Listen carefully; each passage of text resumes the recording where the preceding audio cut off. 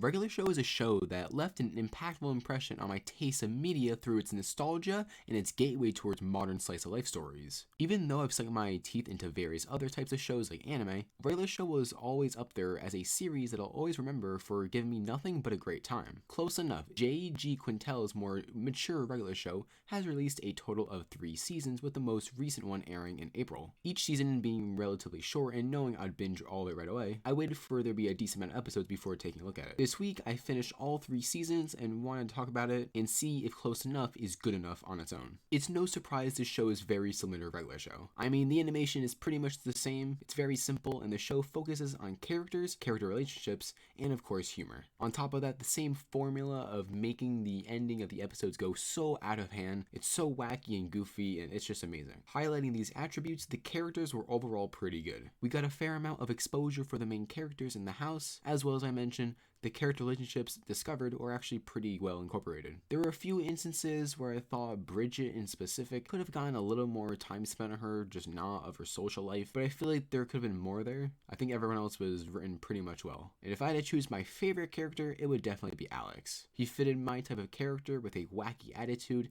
and it's a nice transition to the next part I'm going to talk about here, and his humor was amazing.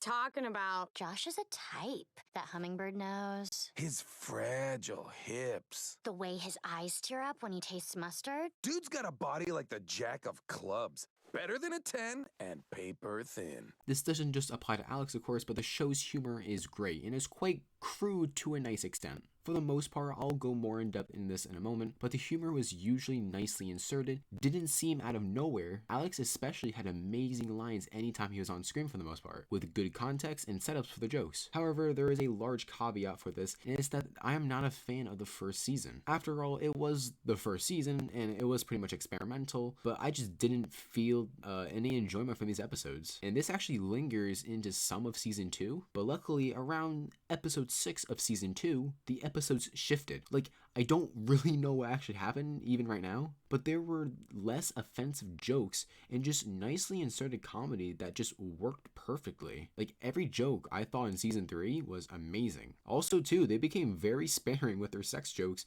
which I can really appreciate.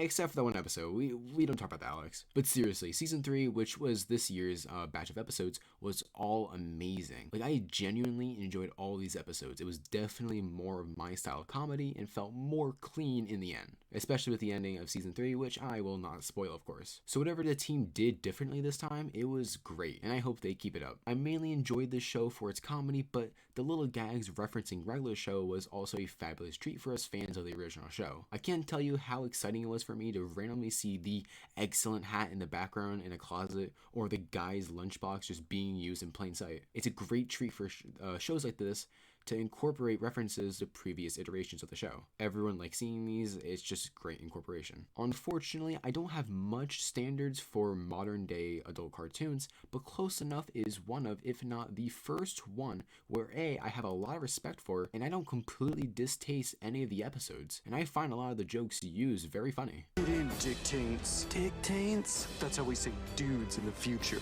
Cool. Dictates. Truly, I recommend this show to anyone if you enjoy humor and want to have a fun time, especially if you enjoyed a Regular Show all those years ago. Thanks for watching, guys, and I'll see you all later. Bye.